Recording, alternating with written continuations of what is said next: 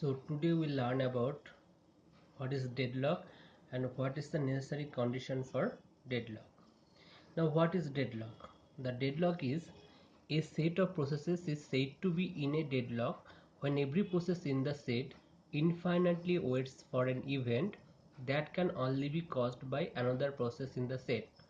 Suppose there are many processes in a set and every process waits for another event, waits for an event that can be occurred by another process of the set, or two or more processes are said to be in a deadlock if they wait for happening of an event which would never happen.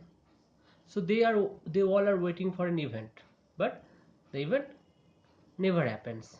So in these conditions deadlock can occur. Now let us understand that by an example. Suppose there are two processes P1 and P2 and two resources R1 and R2. Now P1 requires both R1 and R2 to execute, and P2 also requires both R1 and R2 to execute. Let us assume that at a time resource R1 is allocated to P1 and resource R2 is allocated to P2. Now P1 needs R2 to complete execution and P2 needs R1 to complete execution, but P2 will not release R2 and P1 will not release R1 until they complete their execution. Hence a deadlock condition occurred. So here what happens? Here resources are always denoted in rectangular box and P1 is always kept in circle. So here resource R1 is allocated to P1 and here resource R2 is allocated to P2. Now here P1 request R2 and P2 request R1, but P1 and P2 will not release R1 and R2.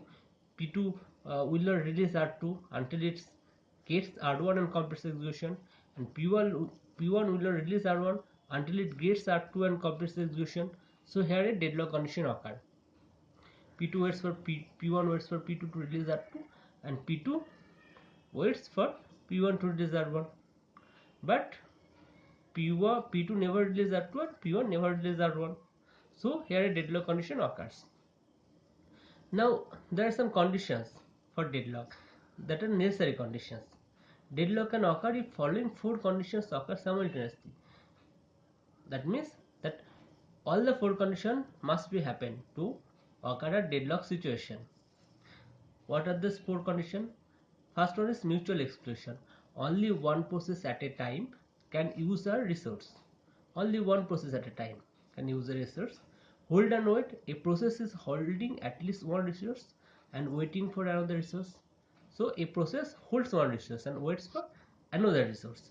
No preemption. A resource can be released voluntarily by process itself. So only process can voluntarily release the resource. No other outside things can release the resource. So no preemption. That means preemption never can happen.